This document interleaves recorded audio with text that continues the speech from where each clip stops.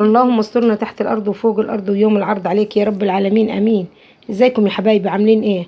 يا صباح الرضا وصباح الجمال عليكم. النهارده عاد هنقله ونحطه القلة الشتوي دي، وانتوا عارفين ان دي كانت ساعة اللهم صل وسلم وزد وبارك عليك يا حبيبي يا رسول الله، لا اله الا الله. دي ساعة المشكلة لما قلت لكم خد التلاجة وخد الحاجة حبايبي. فارس ربنا يبارك فيه طلع لي الحاجة دي. فهنا اليوم ده اللي ابتدينا ننظف ونروق وهنرجعوا الحاجة مكانها. صلوا على الحبيب خلي قلبكم يطيب. اللهم صل وسلم وزد وبارك عليك يا حبيبي يا رسول الله. ملك عاد لكم حطوا لايك. صلوا على الحبيب. اللهم صل وسلم وزد وبارك عليك يا حبيبي يا رسول الله. بحق لا اله الا الله ارزق كل مشتاق الذريه الصالحه، وارزق حبيبتي ام البنات بالولد الصالح يا رب. يا رب يبارك فيكم ويخليكم ليا ويستركم يا حبايبي دنيا واخره امين يا رب العالمين. لا اله الا انت سبحانك اني كنت من الظالمين. الحمد لله حمدا كثيرا طيبا يا رب. لا اله الا الله ولا حول ولا قوه الا بالله. كل اللي هيحبوا ام البنات بالله عليكم تحطوا لنا لايك وتشجعونا وتوقفوا جنبي يا حبايبي فضلا وليس امرا، عشان القناه ربنا يكرمني فيها وتكبر كده وتبقى لي سبب رزق ليا والبنات ان شاء الله باذن الله. باذن الله على قد ما نقدر، الايام الجايه هتبقى احسن وهنحاولوا مع بعضنا على قد ما نقدروا. اللهم صل وسلم وزد وبارك عليك يا حبيبي يا رسول الله. شوفوا هنا قالوا الصاله خالص، طلعوا التلاجة زي ما انتوا شايفين كده، وهيمسحوا مكان الستاير وهنطفوا عشان نطلعوا اللهم صل على رسول الله المكتة الكبيرة نفرشوها هنا في الصالة عاد عشان البرد. كل سنة وانتم طيبين، خلاص الشتاء الحمد لله على كل حال، قدر الله ما شاء فعل. اللي بتلعب بيها مليكة دي بتاعت المروحة اللي اتكسرت، يلا الحمد لله ربنا المخلف وعليه ربنا عليه العوض. الحمد لله ولا حول ولا قوة إلا بالله العلي العظيم. اللهم صل وسلم وزد وبارك عليك يا حبيبي يا رسول الله. الحمد لله ولا حول ولا قوة إلا بالله. إن شاء الله ربنا يكرمنا والجاي يبقى أحسن، واللي اتكسر بإذن الله نحاول نصلحوه على قد ما نقدروا. وربنا كريم يا حبايبي، ادعوا لي إن ربنا يوقف جنبي وجنب بناتي ويعدي الأيام دي على خير. الحمد لله حمدا كثيرا طيبا يا رب. والله أنا عشان خاطر بناتي إن شاء الله هنستحمل كل حاجة وهنكمل عشانهم المشوار. احنا يا حبايبي عيلة، طبعا انتوا عارفين احنا 6 انفار، مفيش حد هيحمل عيلة زينا. فانا على قد ما نقدر هنقدر نعيش انا وبناتي، وان شاء الله ربنا يكرمني ويقدرني ان انا نكمل معاهم المشوار في تعليمهم وفي مدارسهم وفي دنيتهم باذن الله. وربنا يقدرني بوقفتكم جنبي بعد ربنا طبعا هو مسبب الارزاق، وانتوا حبايبي ان شاء الله تبقوا لي سبب في الرزق بعد ربنا ان شاء الله. فبإذن الله توقفوا جنبي كده وتشدوا حيلكم ومعايا في المشاهدات والإعلانات عشان ربنا يكرمني أنا إن أنا نكمل معاهم مشوارهم في التعليم، ونجهز بنتي كمان العروسة الثانية بإذن الله. على قد ما نقدر نحاول نجيب لها حاجات بسيطة نجهزها كده علشان بكرة بعد ما تبقاش عليا نفس القصة تاني نعيدها اللي هي نفس قصة أختها الأولانية. الحمد لله حمدا كثيرا طيبا يا رب. اللهم صل وسلم وزد وبارك عليك يا حبيبي يا رسول الله. قولوا لي حبايبي لو الروتينات تعجبكم نعمل مع بعضنا روتينات كده على طول، ولا انتوا مش عايزين؟ الحمد لله ربنا يبارك فيكم ويخليكم ليا ويدومكم في حياتي نعمة، ويخلي لكم عيالكم ويجبركم جبر يعجب لي أهل السماوات والأرض أمين يا رب العالمين. كل من يوقف جنبي أنا وبناتي، أنا محتاجة دعمكم ووقفتكم جنبي والكلمة الطيبة يا حبايبي. ربنا يخليكم ليا أمين يا رب العالمين. ألف مليون شكر لكل حبايبي الواقفين معايا وبيساعدوني في التشكرات. ربنا يبارك فيهم ويجعل في ميزان حسناتهم أمين يا رب العالمين. ويخليكم ليا أحلى عيلة وأحلى أخواتي وأحلى حبايب واقفين في ظهري. فعلا الشدة عتبين الحبايب وانتوا حبايبي وأخواتي. الحمد لله ولا حول ولا قوة إلا بالله. حبايبي اللي هيقولوا يوم فارس احكي لاخواتك واشكي لهم، والله يا حبايبي في حاجات كتير انا مش هنعرف نحكيها لكم، وحاجات كده زي ما هيقولوا بين السطور، بس الحمد لله على كل حال. باذن الله في الفيديو الجاي هنقول لكم انا اتصلت بامي واتكلمت معاها عادي، ما اتكلمتش معاها في مشاكل، وهنقول لكم رد مرت اخويا كان ايه والدنيا كانت ايه، وانتوا تحكموا بنفسكم. شوفوا هنا البنات هينظفوا الحيطان على قد ما يقدروا شايفينهم.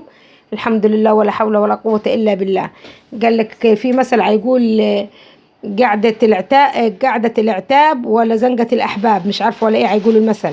يعني الوحدة تقعد في بيتها وتستحمل يا حبايبي، لأن ما فيش حد في الزمن اللي احنا فيه ده هيحمل حد. وزي ما قلت لكم احنا مش نفر ولا 2، احنا عيلة كبيرة والحمد لله على كل حال، قدر الله ما شاء فعل، وده نصيبي في الدنيا مش هنقدر نهرب منه مهما حصل. الحمد لله ولا حول ولا قوة إلا بالله. وأنا عشان خاطر بناتي ببركة سيدنا النبي وحبيبنا محمد عليه الصلاة والسلام بحق لا إله إلا الله والحمد لله ولا حول ولا قوة إلا بالله، ربنا هيقدرني وهيوقف لي ولاد الحلال اللي يوقفوا جنبي عشان نكمل المشوار مع بنتي بإذن الله. أنا كل اللي عايزاه من الدنيا الستر والصحة وباب مقفول عليا أنا وبناتي آخر الليل. زي ما انتوا عارفين دلوقتي الشارع مليهش أمان يا حبايبي، ولا الدنيا بقيش فيها أمان، ولا الله العظيم بعيد عن حبايبي وأخواتي عشان ما يزعلوش مني، ولا الدنيا فيها أمان.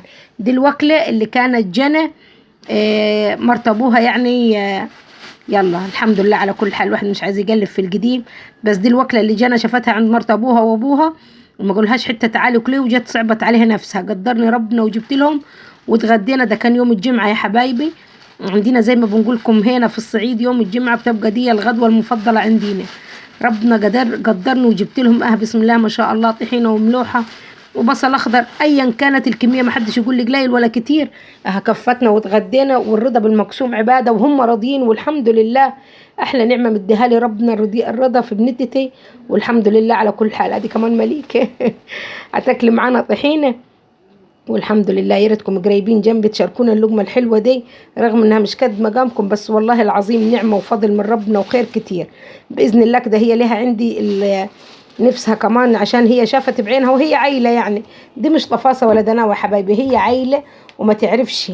هي كمان نفسها في المحشي والحماء والفراخ المشوية، وبإذن الله بإذن الله هنعمل لها، لأن اللي يمكن الوكلة دي ودي هم كانوا سبب المشكلة، من مشكلة من المشكلات اللي احنا فيها، ان اخواتها مش بياكلوا ولا يعني ان شافت دول هياكلوا واحنا كانش ساعتها في وكل في البيت. فالحمد لله ربنا قدرنا وجبت لها واتغدينا كلنا مع بعضنا انا وبنتي، والحمد لله يا رب على كل نعمك، والحمد لله ربنا فكرنا بالصحة وبالستر الحمد لله. وبحبايبي اللي هيسألوا علينا ويوقفوا جنبينا ربنا يبارك فيكم ويدومكم في حياتنا نعمة والحمد لله، ولا حول ولا قوة إلا بالله. اتغدت واتبسطت وقلت لها بإذن الله حبيبتي هنعمل لك المحشي اللي نفسك فيه والفراخ المشوية. هي ردت علي رد وقالت لي يما أنا مش على الوكل، أنا على إيه إن هم بياكلوا، أنا جاي من الدرس ما كنتش حتى فطرت وجعانة وكان الظهر يدا، ما قالوليش حتى تعالي تغدي بالكده. فهي كانت صعبانة عليها نفسها خالص في الموضوع ده. زي ما هنقولكم يا حبايبي المحبة والمحنة مش بتشحت، المحبة والمحنة مش بتشحت. ما ينفعش ان انا نشحت محنة حد ولا محبة حد، لا تقولي لي ابو ولا تقولي لي ام ولا تقولي لي عم. هي المحبة مش بتشحت. ممكن ربنا يكون زرع محبتنا في قلوب الناس الغريبة اكتر من اللي لينا. فالحمد لله على كل حال يا رب، الحمد لله ولا حول ولا قوة الا بالله، نعمة وخير كتير كتير واحنا راضيين وشاكرين، والف حمد وشكر ليك يا رب. اتغدينا احنا مع بعضنا واتبسطنا وميت فل و14. هنا مليكة كانت هتلعب مع اخواتها شايفين، والحمد لله الحمد لله. هو ده اللي مصبرني يا حبايبي ان في باب مقفول علينا وملمومة انا وبناتي في البيت. هو ده اللي مصبرني وهو ده اللي مخليني نستحمل عشان خاطرهم حاجات كتير، حاجات كتير مش هتنفع تعيش بره، وحاجات كتير مش هتنفع تطلع بره البيت، وحاجات كتير للبنت ليها خصوصياتها وليها تفاصيلها اللي مش هينفع مع اي حد ان هو يحملهم. يا ريت تبقوا فاهمين وفاهمين قصدي. بس انا بيني ما بين ربنا ونيتي وضميري اني نفسي ربنا يكرمني حتى بأوضة وصالة بره عشان انا وبناتي نرتاح، محدش كل شوية يقول لي خدي بناتك وامشي ولا اطلعي بره. نفسي ربنا يكرمني بحته شقه كده نعيش فيها انا وبناتي، او حته بيت، حتى لو السطح بتاع ثبات ابوس، بس يبقى مستور انا وبناتي ونحسوا بيه في الامان. لان اصعب حاجه في الدنيا يا حبايبي عدم الاحساس بالامان. والحمد لله انا على قد ما نقدر بنستحمل وعايشه وصابره عشان بناتي يحسوا بالامان، لان الدنيا بره والشارع ما بقيش فيه امان يا حبايبي، ولا الناس بقيلها امان. والله والله انا مش قصدي حبايبي ولا اخواتي اللي بقوا في جنبي ووقفتهم كانت باينه معايا، انا بنقصد اقرب الناس ليا. الناس بقت بوشين يا حبايبي، معاك بوش ومع غيرك بوش، والحمد لله على كل حال. والزنقه بتعلم وبتوري، بس انا عيبي وغلطي ان اللي بيضحك لي بيبقى حبيبي، يعني حتى لما بيبقوا غلطانين فيا وبيجي يكلموني بيبقى خلاص الموضوع فض. فانا الناس عرفتني ان انا ضعيفه، فالناس ايه بقيت خلاص يعني ما بقيتش نفرق مع حد. بصوا هنا حبايبي ده مكان التلاجة طبعا زي ما انتوا عارفين قديمة وملهاش كرسي، فعاملة صدت زي ما انتوا شايفين كده وعلمت في البلاط. هنسيبها كده؟ لا طبعا انتوا عارفين ان الصعيدية مش بيعجبها العجب فانا بنتها بيقول يا ماما مش راضية تطلع بالشرشوبة، قلت لهم استنوا عليا وتعالوا بمعلقة سحرية كده هنشوفوا هنطلعوها مع بعض كيف، ومش هنخلوا لها اي اثر. يلا صلوا على الحبيب. الفيديو الفرش ده خد معانا يومين، قسمت لكم على فيديوهين ان شاء الله يا رب يعجبوكم وينولوا رضاكم وتشدوا حيلكم معايا شويه في المشاهدات، وفي اللايكات يا بنتي يجبروا بخاطركم جبر يعجب لي اهل السماوات والارض. مش هيخسركم انتوا حاجه، بس هيفرق معايا انا جامد في رفع الفيديو. ربنا يبارك فيكم ويجعل في ميزان حسناتكم، امين يا رب العالمين. صلوا على الحبيب خلي قلبكم يطيب، صلوا على الحبيب نهاركم يبقى زي الحليب. اللهم صل وسلم وزد وبارك عليك يا حبيبي يا رسول الله. الحمد لله حمدا كثيرا طيبا يا رب. وين يا ام فارس اللي قلت عليه؟ استنوا انا هنا رحت نجيبه وهن واقفات مستنيين هن. انا ايدي بايدهم يا حبايبي، ربنا يبارك فيهم ويخليهم لي يا رب. والله انا عارفه ان انا ظلمهم في المدارس، بس ربنا هيوقف معاهم ان شاء الله. بصوا هنا هي جابت البريل وبتحاول تدعك بالفرشه كده زي ما انتم شايفين، ما طلعش معاها. شايفين؟ يعني بنوريكم ان هم حاولوا كذا محاوله، وفي الاخر جبت لهم ايه؟ الحل السحري الفتاك للصدى. ايه رايكم في الاسم الحلو ده؟ شايفين ليه ام فارس اللي كده؟ لان التلاجة حبايبي ملهاش كرسي. يوسع عليا ربنا ونجيب لها كرسي ان شاء الله، ان شاء الله عشمانه في ربنا يوسع عليا ونجيب لها حته كرسي. هنا جبت معلقه بطاطس وحطيت عليها الميه. البرطمانه دي كان فاضل فيها معلقه، فقلت بدل ما نجيب حاجه تاني، ففضيت في نفس البرطمانه بتاعت البطاطس كده، حطيت عليها شويه ميه وكبيتها على الصدى زي ما انتم شايفين.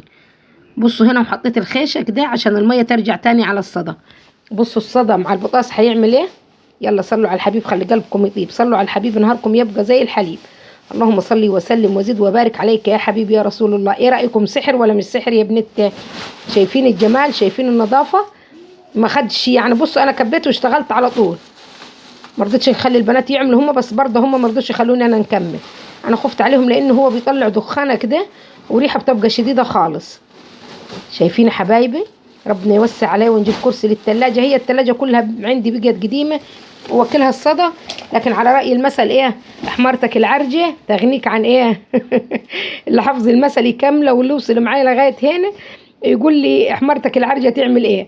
يلا كملوا المثل. الحمد لله على كل حال. التلاجة ايوه قديمة ومصدية ووكلها الصدى، بس والله العظيم ستران وستر بناتي لغاية ما ربنا يوسع علينا كده ان شاء الله. وانا عشمانة ان في وقفتكم جنبي بعد ربنا الخير هيبقى كتير كتير ان شاء الله. كفايه محبتكم وسؤالكم علينا، ربنا يخليكم لينا ويدومكم في حياتنا نعمه. احلى عيله واحلى اخوات حبايبي حبايب ام فارس، ربنا يبارك فيكم ويدومكم في حياتي نعمه يا رب. يلا صلوا على الحبيب خلي قلبكم يطيب. يبقى ايه هي المعلقه السحريه دي؟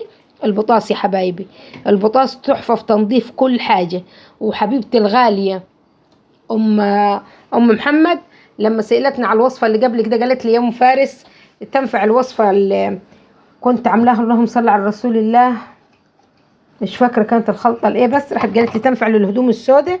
لا هنعمل لكم وصفه خطيره يا بنات تخلي الهدوم السوداء معاكي يعني تبقى كده بتلمع لمع باذن الله. بس صلوا على الحبيب واوقفوا معايا كده وشدوا حيلكم في المشاهدات والاعلانات وحطوا لي اللايك. ربنا يجبر بخاطركم يا رب، ربنا يجبر بخاطركم ويجعل في ميزان حسناتكم. بصوا هنا بيمسحوا كده يا بنات عشان هم مش هيقدروا يمسحوا بايديهم طبعا عشان البطاس. شايفين؟ ايه رايكم؟ بصوا حتى لو قاعد لها اثر بسيط لان البطاطس ساعتها خلص، لكن بعد كده بقت زي الفل. دعكوها هم دعكه حلوه كده وبقت بسم الله ما شاء الله زي العسل. اللهم صل وسلم وزد وبارك عليك يا حبيبي يا رسول الله. والله حبايبي احنا بنحب النظافه على قد ما نقدر ايا كانت ظروفنا على قدينا، بس النظافه ملهاش دعوه بالظروف ولا لهاش دعوه بالعيشه. شايفين بسم الله ما شاء الله الدنيا بقت كيف؟ الحمد لله ربنا يديهم الصحه يا رب. بصوا هنا انا هم قالوا يا ماما خليها لما نجيبوا بطاطس تاني، انا بنحاول كده نرج البرطمانه ونفضي شويه اللي فيها. والله انا مش بنحب اصلا يعني نعمل الحاجه لها ديل، بنحب نخلص الموضوع كله من الاول.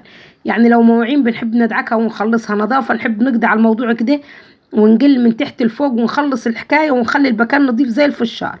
الحمد لله على كل حال. يا رب يدينا الصحه ويبارك فيكم ويخليكم لي يا رب. ادعوا لي ربنا يوقف لي ولاد الحلال عشان ربنا يكرمنا بحتله بيتي كده ولا شقة تلمني أنا وبناتي ويتقفل علينا بابي بإذن الله.